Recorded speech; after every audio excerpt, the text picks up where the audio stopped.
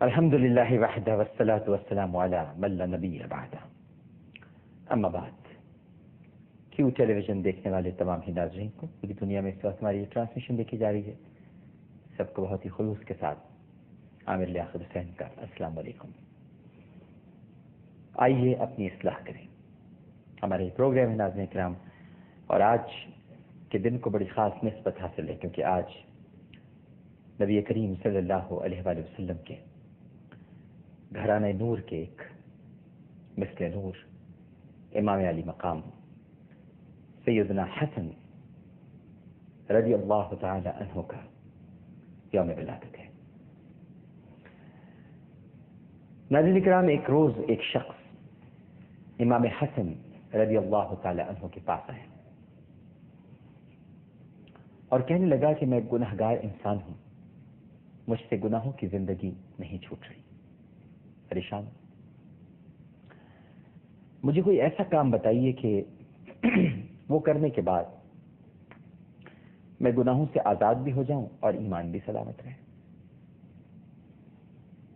امام حسن رضی اللہ تعالی عنہ نے فرمایا 5 کام بجا لاؤ، اس کے بعد جو جی چاہے کرو۔ شخص بغور سننے لگا، کہنے لگا امام فرمائیے، میں سننے کے لیے بے قرار ہوں۔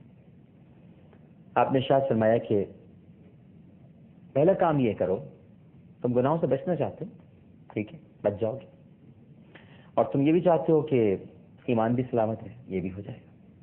تو پہلا کام یہ کرو کہ خداوند عالم کا عطا کردہ رزق استعمال نہ کرو، پھر جو جی چاہے تمہارا وہ کرو۔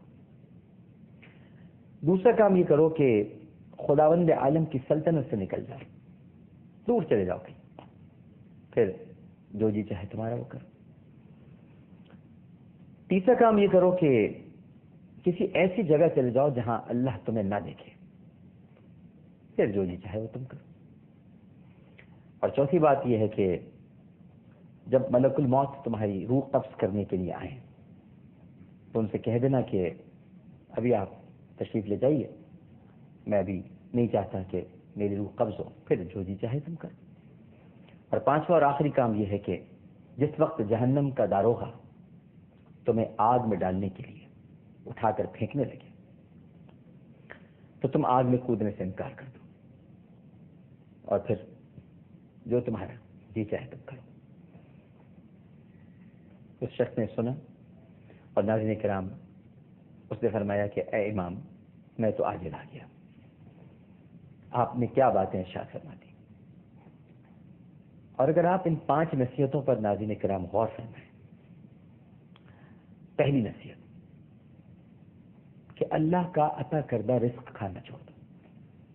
کیا آپ کر سکتے ہیں؟ میں کر سکتا ہوں۔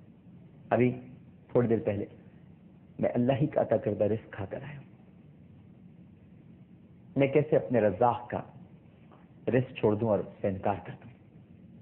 تو جب میں رزاق کے رزق کا انکار نہیں کر سکتا تو پھر میں رزاق سے بغاوت کیوں کروں؟ اسی طرح سے میں کیسے اس کی سلطنت سے نکل سکتا ہوں جہاں بیٹھا ہوں؟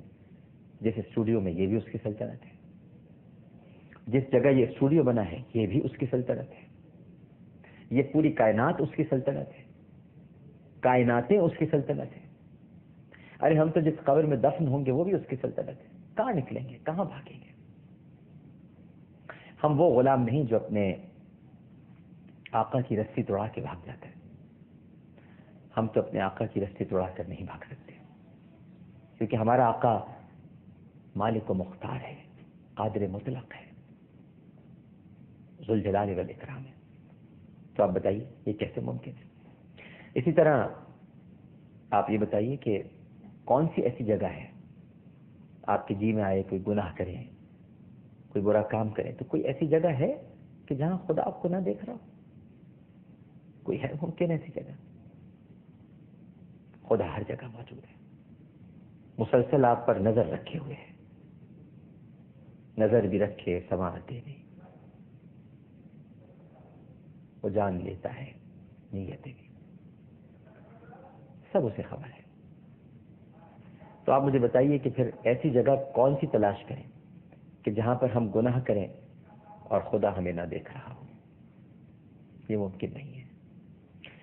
اور پھر یہ کیسے ممکن ہے کہ آپ بستر مرگ پر آخری سانسیں لے رہے ہوں، دم بس نکلنے ہی والا ہو، سرہانے یا تو بچے کھڑے ہیں یا بیوی کھڑی ہے، ماں کھڑی ہے، باپ کھڑا ہے، سورہ یاسین کی تلاوت ہو رہی ہے، کلمہ طیبہ کا ورد ہو رہا ہے، ملک الموت آ گئے۔ کیا آپ میں اتنی طاقت ہے ملک الموت سے گفتگو کرنے کی کہ آپ ان سے یہ کہہ سکیں کہ حضور اس وقت تو آپ تشریف لے جائیے، پھر کبھی آئیے گا تو روح قبض کر لیجیے گا؟ یہ بھی طاقت نہیں ہے۔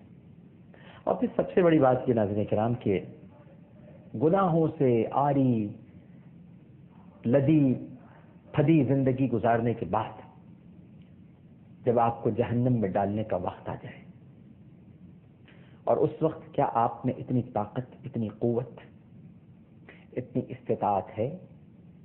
آپ کی زبان میں کیا لڑکھڑاہٹ نہیں ہوگی؟ کیا آپ کہہ